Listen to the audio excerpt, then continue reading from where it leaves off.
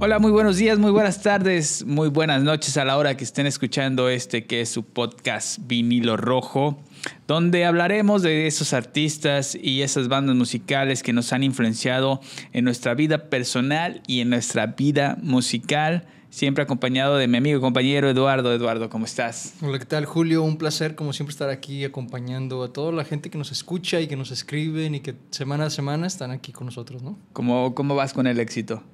No, pues no me la creo, te lo juro, no me la creo. No sé tú cómo lo manejas, pero yo la verdad Sí. no me la creo todavía. El otro día me reconocieron en la fila de las tortillas y fue algo increíble. Fue un momento único, ¿no? Lo enmarcaste el momento. Lo enmarqué, sí, mientras Sí, me comía una tortilla con sal. Sí, tu Ahí burrito estaba. ahí hecho. Un burrito. Y bueno, hoy hablaremos de una banda que hizo un boom en la época de oro del rock en tu idioma. Estamos hablando de Fobia. Fobia, exactamente. Este grupo para mi gusto, que fue como muy adelantado a su época. No sé qué piensas tú. Totalmente, porque recordemos que para entonces rock en tu idioma era realmente rock en español, que le pusieron en tu idioma porque, bueno, ahorita vamos a hablar por qué, pero yo pienso que para entonces ellos ya estaban haciendo lo que ahora conocemos como rock alternativo. Entonces, obviamente estaban demasiado adelantados para... Exacto, sí traían otro tipo de rock, otro tipo de mood, porque venían de diferentes lugares de lo que comúnmente venían los rockeros. Entonces ahorita vamos a platicar de todo eso y van a ver por qué cambió la forma de ver el rock, de alguna forma Fobia, que sin darse cuenta, al final de cuentas, lo cambiaron, ¿no? Cambiaron sin lugar a duda. Esta banda vio sus inicios en la época de 1987, donde en un concierto de las insólitas imágenes de Aurora, que después fueron Caifanes. Para los que no han escuchado el podcast de Caifanes, deténganse un momento, vayan a verlo y ya van a saber quiénes son las insólitas imágenes de Aurora. Sí, de hecho no pueden seguir escuchando hasta que escuchen. Hasta que escuchen ese y ya después se vienen a ver este.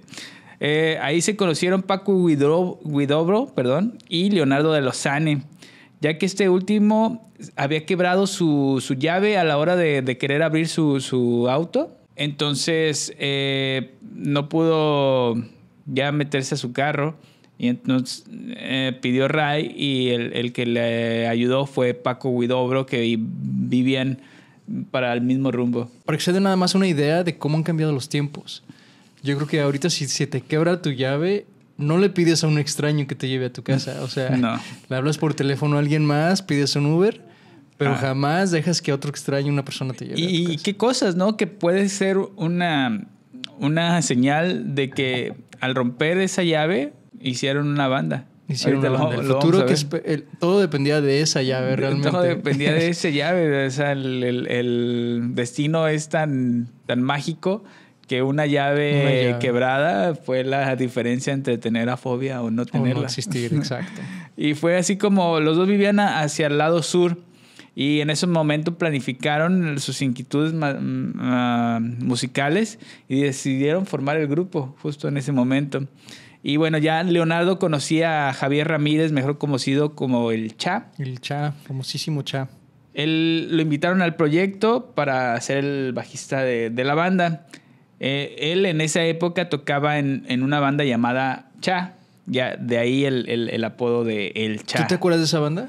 ¿De Cha? No. No, ni yo. No, era yo una creo banda, que nadie se acuerda. Era una banda como colegial, porque ellos vivían, pues tenían privilegios, una zona bastante bien, ¿no? Y estaban estudiando en escuelas bilingües y o sea, en unas escuelas con mejor preparación en la Ciudad de México. Y bueno, ellos hacían cada año un torneo de bandas, se puede decir, o como una batalla, ¿no? De bandas. O simplemente para mostrar tus talentos. Uh-huh. y tocaban las bandas que eran de ahí, de esa zona. De ese colegio, más bien. Y ahí fue donde fueron a verlo y ya les dijo el buen Paco, que estaba dentro de la banda. De hecho, lo puso como de rodillas y con el bajo como si fuera un caballero. Le dio el nombramiento de bajista de la banda. Quieras o no, hoy ya te conviertes en el bajista de la banda. Sí, Y Paco conocía a Gabriel Curi, que tocaba la batería, y también lo invitó al proyecto. También a su hermano José Curi, pero él solo estuvo un poco tiempo como guitarrista de la banda. Sí. Poco después conocieron a Iñaki Vázquez, que en un concierto de Neón ahí se toparon, se conocieron. Él era vecino de Paco Huidobro. Uh-huh. Entonces, él sabía que tenía un sintetizador. Entonces, para Paco era importante tener un sintetizador en su banda. Ya luego en algunas entrevistas dice Iñaki Vázquez que más bien contrataron al sintetizador. Era no realmente tanto a él. El sintetizador era el integrante, el otro era nada más extra. Exacto, era más el hecho de que tenía el instrumento a el hecho de cómo lo tocaba.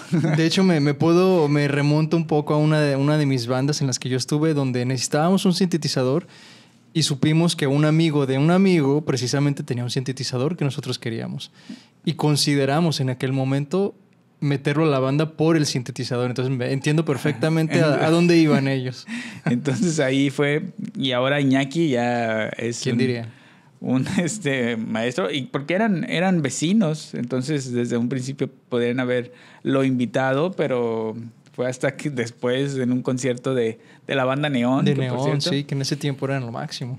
Ahí fue donde se toparon, le dijeron, y así fue como se formó la primera alineación oficial de Fobia. El nombre de Fobia salió así de improviso y sin pensarlo, solo lo dijeron y se quedó. En una entrevista le preguntaron por qué Fobia, a qué le tienes fobia, lo cual contestó Paco: a la escuela. A la escuela, fíjense nada más.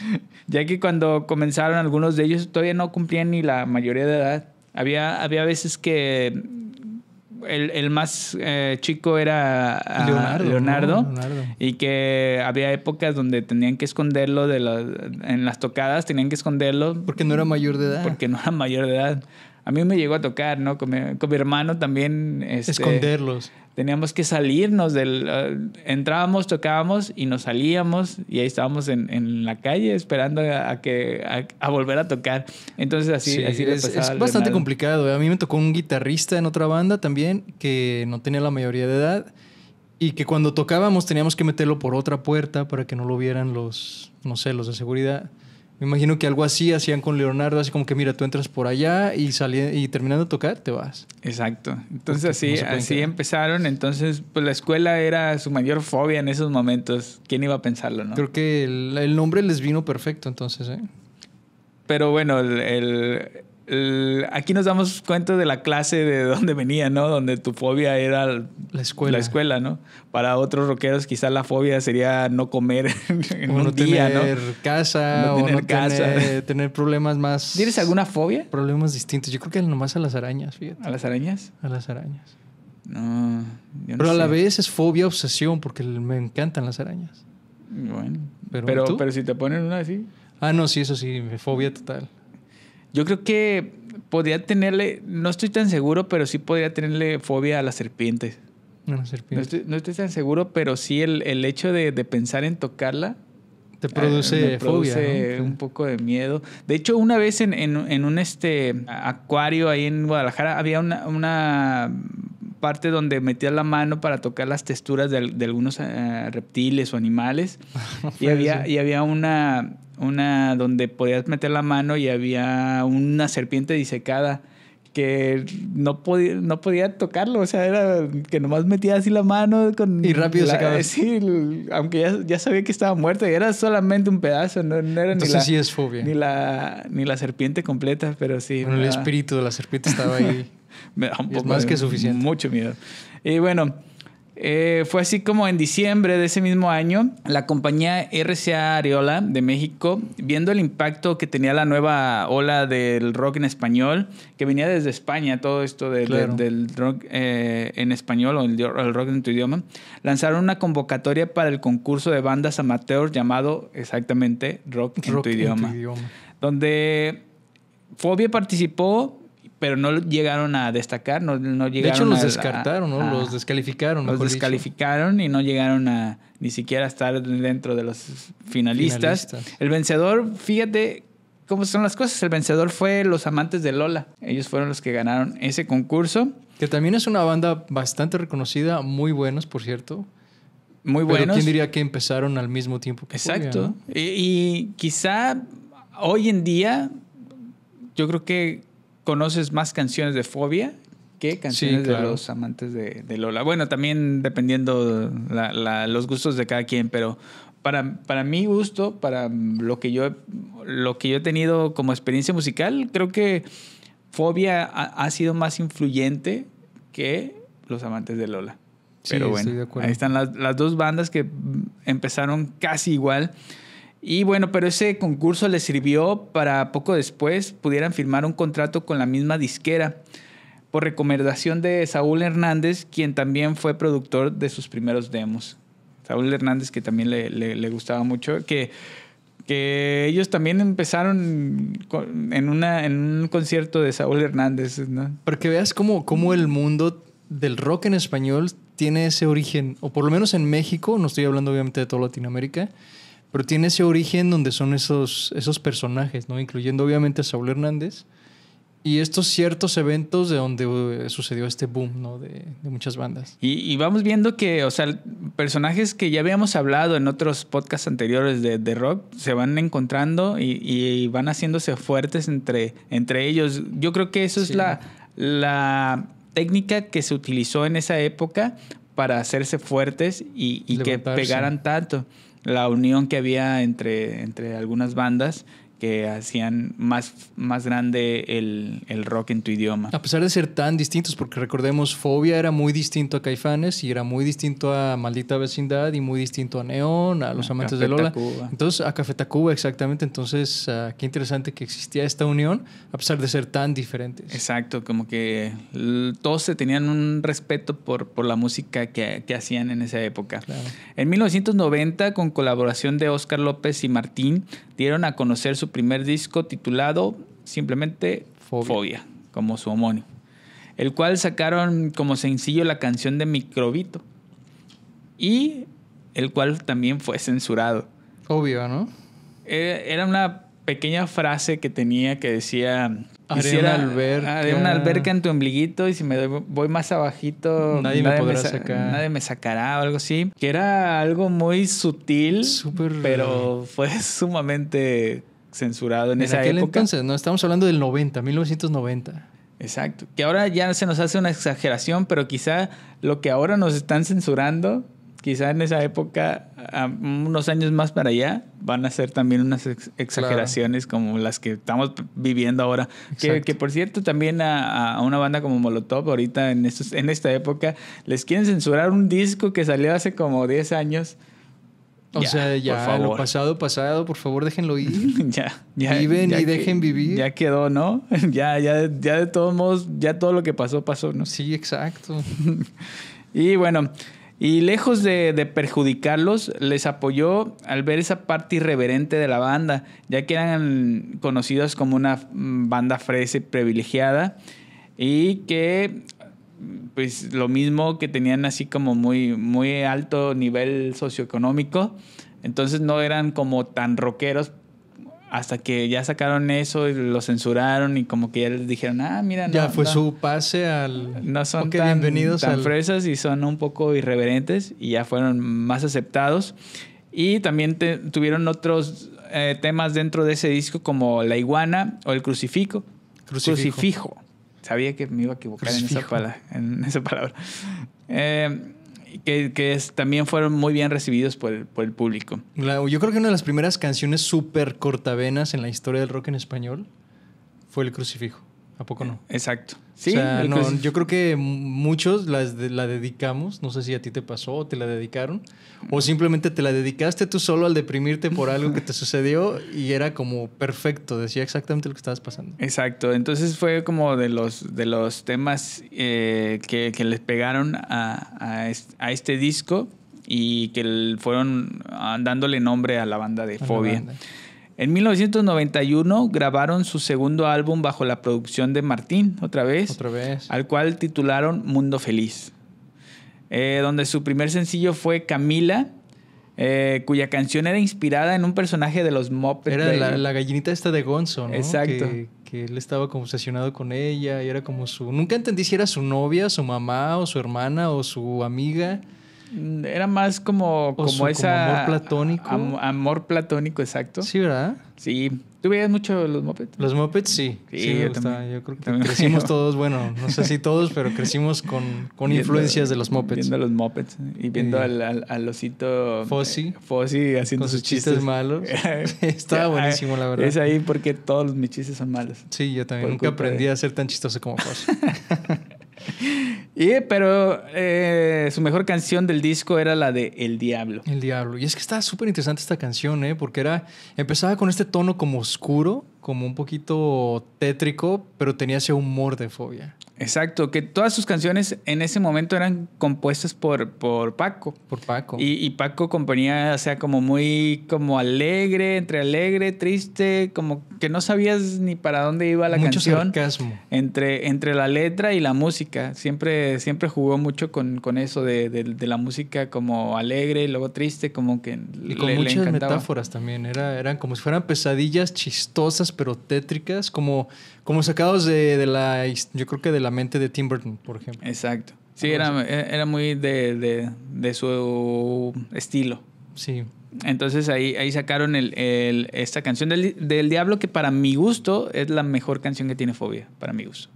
Y el video, ¿recuerdas el video? Y el video que estaba muy bueno y que en una parte vemos cómo Leonardo y Chaz se dan un beso. Fíjate que yo no me acuerdo de esa parte. Hay una parte... Tengo que buscar el video para ver esa parte porque no me acuerdo de esa parte. Hay una parte donde Leonardo y Chaz se dan un beso. Entonces imagínense si venían de una censura, por decir, más abajo de tu ombliguito. Ahora imagínense dándose un beso entre dos hombres en esa época. Y en esa época, o sea... Entonces ya era totalmente una banda de rock. Ahora sí eran rockeros. Ahora sí es que ¿sabes qué? También, ¿qué pasa? Que en ese tiempo, si te acuerdas, Maldita Vecindad tenían esta onda de pachucos, de esa onda retro. Caifanes era muy The Cure, súper oscuros, con ese cabello gigante y el delineador y todo eso. Y Fobia eran como que los niños bien. Sí. Que se vestían bien, con sus corbatas, con sus trajes bien hechecitos. Sí, Entonces, que luego empezaron a jugar un poco con su ropa, los colores, ropa, y todo vestuarios eso, y claro. Así como muy extrovertidos en su forma. Mucho glamour, yo creo que eso los definió, empezó a definirse poco a poco. Exacto. Ya en 1993, bajo la producción otra vez de Martín, dan a conocer el álbum Leche, el cual para la banda fue su mejor disco musicalmente hablando, pero no le fue tan bien ni en las críticas ni con el público. No sé si porque no fue entendido o porque no gustó. Pienso que la radio no estaba lista para esa música. Que musicalmente es muy buen disco. Es muy buen disco. Pero sí totalmente fuera del contexto que se estaba escuchando en esa época. Y la gente no lo recibió. Nunca terminó de cuajar, ¿no? Como dicen, la leche nunca terminó de cuajar en ese... Qué ironía, ¿no? Que sí, se llame total. Leche y no terminó de cuajar. De cuajar. Sí, las críticas no fueron tan buenas, entonces sí no le fue tan bien en esa época a Fobia, lo cual puso un poco de tensión en el grupo. Y golpeó el ego de la banda y además... Gabriel Curi, que era el baterista hasta esa época, anunciaba su salida del grupo por seguir su sueño de ser artista plástico. Y le fue increíble, ¿eh? Le fue increíble. Se fue a Londres y de hecho ahí tiene su galería, que es muy, muy famosa, por cierto. Es una de las galerías más cotizadas del arte plástico por allá. Entonces sí, le fue muy bien, pero dejó bailando a Fobia con Leche. En ese disco, por cierto, venía la canción de Cibernoides. Ajá. Y Fobia, para empezar, en ese tiempo, obviamente ya hemos hablado de esto antes, que Televisa era quien controlaba, ¿no? Más que nada todos los medios, tanto de video, de audio, de prensa, todo esto. Y Fobia era de las pocas bandas privilegiadas en contar con el apoyo de Televisa. Porque pues eran menos pesados, menos... tú sabes... Y al sacar los Cibernoides, pues se ganaron el odio total de Televisa porque básicamente era una burla de Televisa. De todo lo que hacía Televisa para mantenerlos Que es lo que lo sigue haciendo, ¿no? Que lo sigue haciendo. Y no nomás Televisa, ya, yo creo que casi todos los medios pues tienen que hacerlo. Ahora ya, pero en esa época pues era Televisa solamente lo que más... Sí, le cambiabas de canal y era un canal de Televisa, le cambiabas y también era un canal de Televisa, entonces... Sí, entonces los programas ahí, Televisa era lo que se veía, era lo que... Más bien lo que ellos decían era lo que se... Lo que se veía, lo que se consumía. Y bueno... con la salida de Gabriel entró al quite Jorge La Chiquis Amaro. Sí. Que él venía de tocar con Neón, que ya se había separado, entonces vino a tocar con ellos la batería. Y fue hasta 1995 donde Fobia se puso a grabar en Los Ángeles. Estaban grabando ellos en Nueva York, pero después de Leche, por el mal recibimiento que tuvieron, las pocas ventas, aparte que se vino la crisis en México después del 94, decidieron cambiarles ya no en Nueva York, sino en Los Ángeles, y llevaron todo su material y sacaron un disco llamado Amor Chiquito, el cual, volvemos a lo mismo, fue producido por Gustavo Santaolalla. Una vez más regresa este personaje que anduvo aquí, allá y en todos lados, ¿no? Gustavo Santaolalla ha estado en todo el rock en tu idioma. O sea, yo sigo insistiendo que esta persona viene del futuro y ya sabía dónde ponerse, sí, ¿no? Exacto. Porque volvemos a repetir, ya lo he dicho como 3 veces, pero Gustavo Santaolalla ha dicho que él no sabe nada de música. Eso es lo más interesante, es lo que más, no sé, no me puede entrar eso en la cabeza. Y es increíble que ya tiene 2 Óscares por música en películas. Exacto, imagínate nada más. Y bueno, canciones como Revolución sin manos, Hipnotízame, Veneno Vil y el primer tema de Leonardo, Vivo. Por fin. Llegaron a superar las expectativas tanto de ellos mismos como de la disquera, ya que ahora sí fueron muy bien recibidos y ahora con el éxito que tenían, pasó que Jorge decía, ¿saben qué? Yo me quiero ir de productor, voy a dejar a la banda. Y otra vez tuvieron una vez más que sacar a otro elemento. Después de pasar por varios nombres en la mesa, entre ellos estaba Iván Morales, que era la quesadillera, o Randy, que es ahora el baterista de Molotov. Fue Jay de la Cueva el elegido para entrar como el nuevo baterista. Aquí es donde se entrelaza con nuestro podcast de Molotov, donde hablamos precisamente que Jay dejó a Molotov para entrar a Fobia porque era su sueño. Exacto. Y se ganó pues ahí el odio colectivo. El odio colectivo. No va a ser también todo Paco y Guido, ¿no? Y toda la banda de Fobia de parte de Molotov, que no estamos diciendo que se odien, simplemente que es como una onda entre ellos. Y fíjate cómo se dieron las cosas, que Randy entró a Molotov pudiendo haber entrado a Fobia. Y creo que Randy tiene ese aspecto más Molotov que Fobia. Que hubiera sido Fobia, exacto. Que de hecho fue Jay quien trajo a... era su amigo. Era su amigo, entonces... Para que todo esto, al final de todas las bandas que estábamos hablando recientemente, es como la misma novela. O sea, nada más que tiene sus variantes. Como dicen, sus spin-offs. Así como que Fobia, Molotov, Caifanes, todo esto, ¿no? Todo vienen entrelazados en esa época. Y bueno, teniendo una larga gira con el disco, el guitarrista, de hecho, Paco Huidobro, se contagió de hepatitis en esa gira, donde estuvieron por Sudamérica, por Centroamérica y algunas partes de Estados Unidos. Y quien lo suplió en esa gira fue Lino Nava, el que es guitarrista todavía de La Lupita. De La Lupita. Entonces ahí también otro personaje otra banda que también ahí entra al personaje. Y ahí estuvo ayudándoles en esa gira. Y ya fue en 1997, donde ya después de mucho pensarlo y de una relación tóxica que llevaban, anunciaron su separación.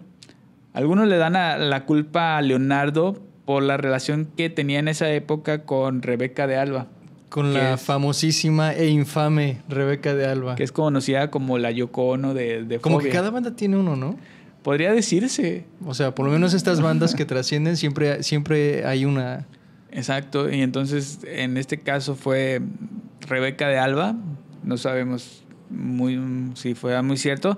Pero también se da a conocer los intereses que tenía Leonardo de sacar su disco como su solista. Música como solista, exacto. No sabemos si también influenciados por su pareja en esa época o simplemente porque así lo quisieron porque hacer. Realmente haya sido así. Oye, de ese disco, Descontrol, yo creo que fue de mi favorita. Yo creo que ese fue hasta ahorita uno de los íconos de Fobia también, porque se nos pasó decir eso, que Descontrol todavía es una de las canciones que se siguen haciendo covers y siguen, no sé, como íconos de la banda.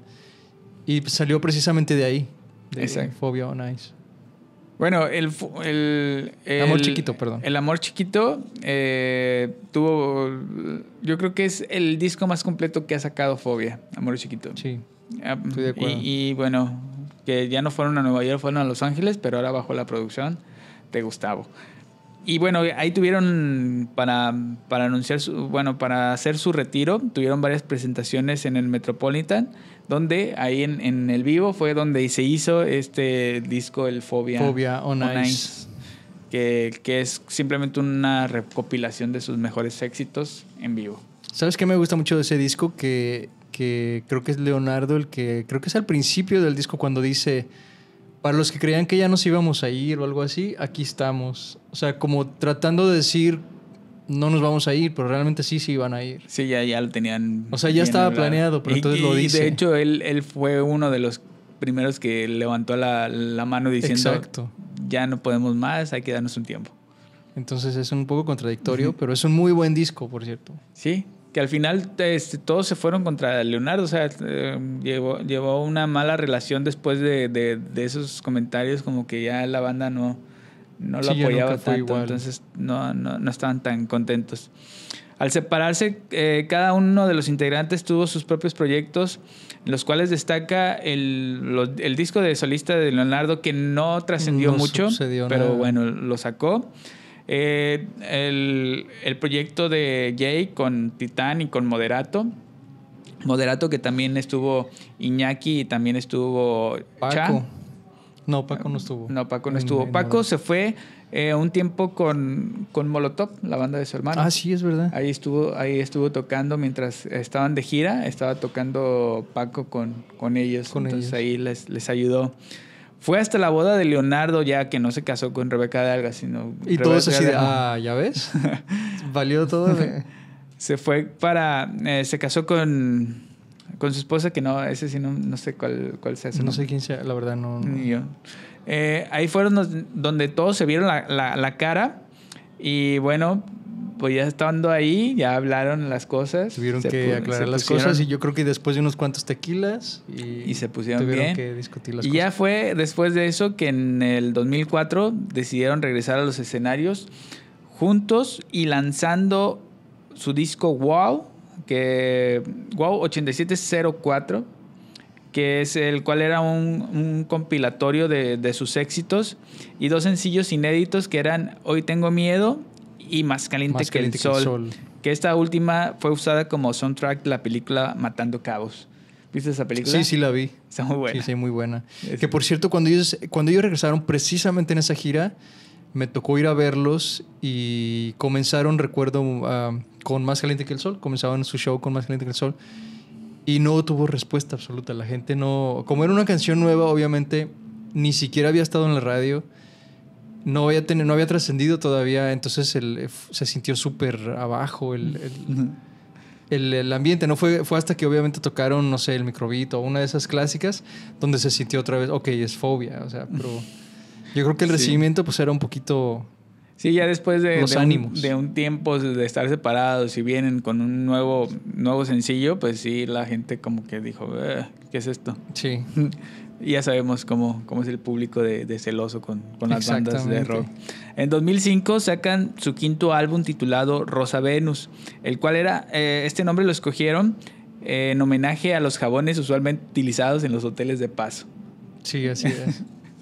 Bueno, muy típico de Fobia, ¿no? Y aparte hay que recalcar que este fue el primer disco en el que Jay de la Cueva realmente tocó la batería. Exacto, en la grabación del disco. Ya él lo dice en una entrevista que esperó tantos años para por fin poder grabar un disco con Fobia, y hasta después. ¿Qué qué cosas tuvo Jay de la Cueva, ¿no? De que de repente estando en Molotov, que apenas iba creciendo, se sale para irse a Fobia y Fobia se desintegra y Molotov despega totalmente y luego ya tuvo que resurgirse otra vez junto con Titán. Con Moderato y luego Titán. Con Moderato. Y ya con Moderato ya tuvo un éxito increíble. Que de hecho dicen los integrantes, no sé qué tan cierto sea, pero yo por ahí vi que los ex integrantes los integrantes actuales de Moderato, ex integrantes de Fobia, ya ni sé ni quién es ex y quién no es, pero ellos dicen que realmente comenzaron Moderato para sacar sus frustraciones por el hecho de que se terminó la banda, porque ninguno quería que se acabara realmente la banda. Entonces ellos se seguían reuniendo, seguían tocando covers, pero en tono gracioso, como burlándose de pues el pop en español. Como sarcasmo. Y de ahí, exacto, con sarcasmo, y de ahí salió Moderato. Exacto. Con la intención de sacar las frustraciones que tenían por la desintegración de Fobia. Que ya después les fue increíble. Le sigue yendo. Le sigue yendo súper bien a Moderato. Y bueno, en el 2012 anunciaron una reestructuración de la banda. Ya saliendo de la agrupación Jay, Iñaki y Cha por sus compromisos con el proyecto Moderato y entrando Federico Fong, que era el de La Barranca, Mauricio Clavería, que estaba en La Ley, y Darío González, que era tocaba con Chetes. Ah, sí. Entonces, con esta alineación sacaron el disco Destruye Hogares. ¿Tú crees que tenía algo subliminal ahí, Destruye Hogares? Como muy dedicado sí. A los que se fueron y destruyeron el hogar de Fobia. Quizás sí, ¿no? Yo siempre lo pensé sabemos así. que Paco, su única forma de decir las cosas es mediante sus discos o sus canciones. O en Twitter. En Twitter. Entonces, seguramente así les decía, ¿no? Destruyeron ese nido que formaron en el 87. Con este disco hicieron varias presentaciones en el cual participaron varios grupos, entre ellos Hello Seahorse, Liquid, Jumbo y más, al cual nombraron Fobiarama. Fobiarama, muy buen disco, por cierto. Fue hasta el 2017 donde se anunció la reunión otra vez y el regreso de Jay, de Cha, Iñaki. Y hacen una gira con motivo de su 30 aniversario. 30. Yo me acuerdo, fíjate, cuando yo seguía obviamente a Facebook, en Facebook seguía a Fobia, pero no había mucha actividad, que digamos. Pero de repente un día ponen algo así como que vale la pena celebrar 30 años o algo así muy sugestivo. Y pues inmediatamente, ¿no? Piensas, en una reunión. Porque a mí me tocó ver a Fobia justo antes de eso, cuando solamente era Paco y Leonardo de los originales. Y no era igual. La verdad es que no era igual. Y en aquel entonces alguien les preguntó de prensa si pensaban reunirse con Fobia y ellos lo negaron. Ellos dijeron, no, ya jamás nos vamos a volver a reunir a grabar nada nuevo porque pues Fobia fue y ahorita estamos haciendo una especie de gira de recuerdos, se puede decir. Pero solo era Leonardo y Paco. Pero negaron absolutamente el volver a girar y el volver a grabar y todo eso. Y menos de un año después lanzan este comunicado y lanzan su box set de los discos. Entonces fue muy interesante. Es como un poco contradictorio porque cuando decían que no se iban a retirar, se retiraron. Ahora cuando decían que no se iban a reunir, se reunieron. Se reunieron, entonces... entonces es como la novia tóxica, se puede decir, del rock and roll. Así es. Con ellos funciona la psicología inversa. Exacto. Entonces, para que más o menos vayan agarrando para que ya sepan al rato cuando anuncia algo, crean todo lo contrario. Exacto. Y bueno, lanzaron el disco en vivo llamado Pastel, grabado en el Palacio de los Deportes.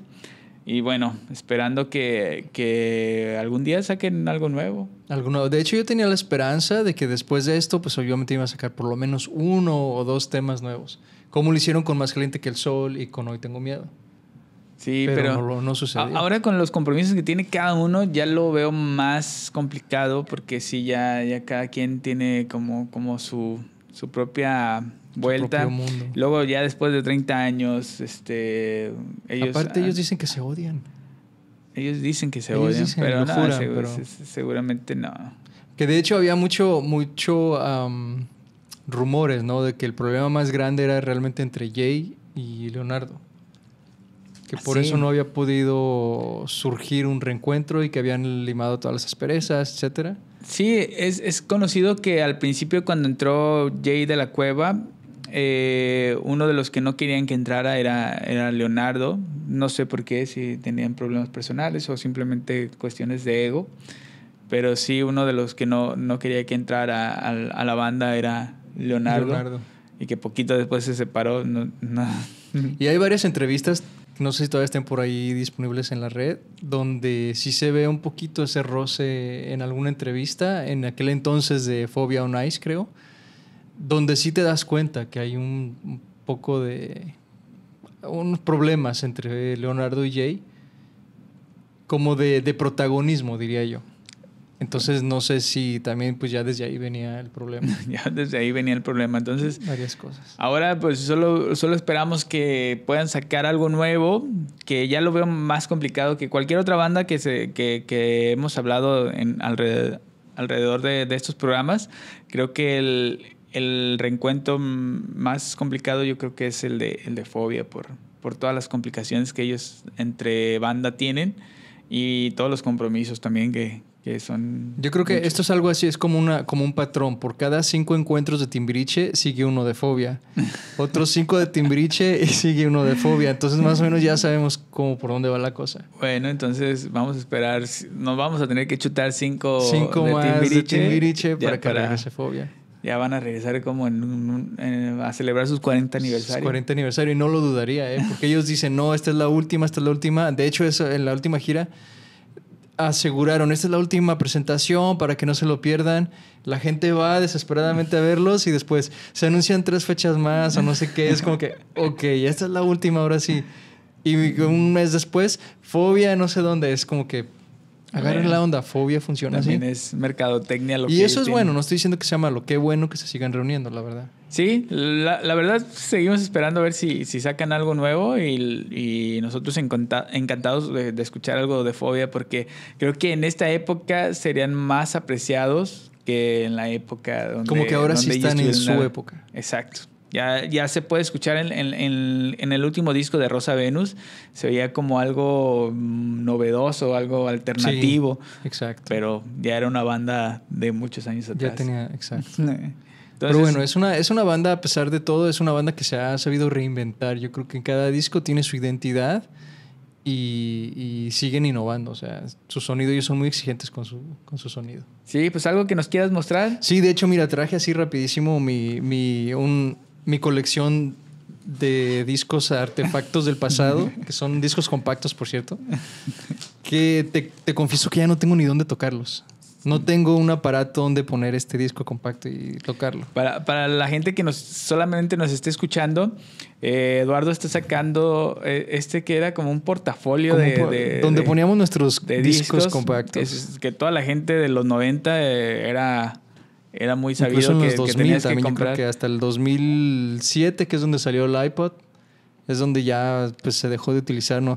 Pero lo que quería mostrar, y bueno, lo siento por las personas que están escuchándolo, pero precisamente el disco de Leche es el disco que tengo firmado por los integrantes de Phobia. O sea, lo quiere presumir. Lo quiero presumir, obviamente lo voy a poner, no se va a ver ni nada, pero aquí en la cámara sí lo puedo mostrar. Pero este disco, el día que los fui a ver, yo tenía mis discos de Phobia, pero dije, tengo que escoger el disco que más realmente escucho de Phobia y pues era Leche. Entonces esto reafirma lo que dijimos, que fue para muchos el mejor disco de Phobia. Musicalmente. Cuando hasta para la misma banda. Ellos mismos lo dicen, cuando los medios no estuvieron de acuerdo, ¿no? En aquel entonces. No, y no fue tan bien recibido con el público porque sus ventas fueron muy bajas. Fueron muy bajas. Creo que un disco este es el único que se vendió. Sí, de hecho este es el único, ya por eso está firmado. Pero bueno, eso es lo que quería decir, nada más presumirles mi mini colección de Phobia. Y pues qué padre, ¿no? Que ellos, después de todos estos años, sacaron su box set con los discos, pero en vinilo. Uh-huh. Incluso de discos que ya no habían salido en vinilo, o sea, sí, Destruye Hogares, todos estos discos más recientes, tuvieron que rehacerlos para... Y qué bueno, ¿no? Porque ahora con esta reactivación del vinilo, pues ya nos da como un toque nostálgico a todas esas personas que que pasamos esas épocas de los 90s escuchando Fobia y grupos de rock en tu idioma. Exactamente. Está muy bueno. Pues algo más que quieras agregar. Pues no, yo creo que Fobia nos dejó mucha música y eso es yo creo con lo que nos quedamos y esperando el futuro reencuentro porque ya sabemos que viene, aunque muchos lo nieguen. Entonces yo la verdad Fobia es una de las bandas yo creo que más ha influenciado musicalmente y como persona. No sé si tú puedas decir lo mismo. Ojalá que... Yo sí no me ha tocado verlo en vivo, pero ojalá que poderlos escuchar algún día de estos en vivo y encantado de que pudieran sacar algo nuevo. Algo nuevo, ¿no? Yo creo que ya nos merecemos algo nuevo y muy, muy Fobia.